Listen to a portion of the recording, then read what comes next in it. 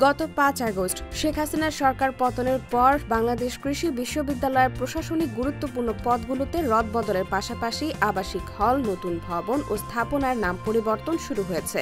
তবে এ নিয়ে শিক্ষার্থীদের মধ্যে মিশ্র প্রতিক্রিয়া দেখা দিয়েছে। সম্প্রতি বিশ্ববিদ্যালয়ের সিন্ডিকেটের ৩২৭তম অধিবেশনে হল, ভবন এবং স্থানের নাম পরিবর্তনের সিদ্ধান্ত নেওয়া হয়।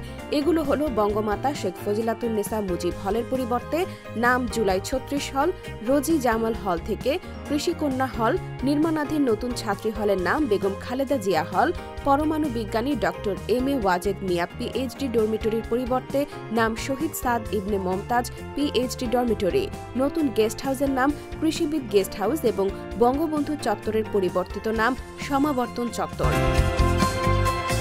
এই বিষয়ে সামাজিক গণমাধ্যমে আলোচনার ব্যাপক ঝড় উঠেছে।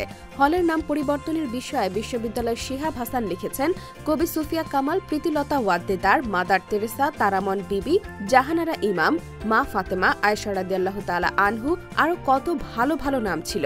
এটা কি নাম দিল, কি বুঝে দিল? ভার্সিটির সম্মান থাকবে না এভাবে চললে। কর্তৃপক্ষের এবং সকল শিক্ষার্থীদের বিষয়টা ভাবা উচিত।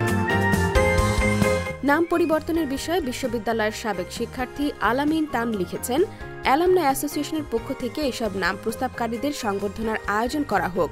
সাথে বিগত সময়ে রাষ্ট্রপতি শেখ মুজিবুর রহমানের পুত্রবধূর নাম কারা কারা প্রস্তাব ও অনুমোদন বাস্তবায়ন করেছিলেন তাদেরকে শোকজ নোটিশ প্রেরণ করা দরকার।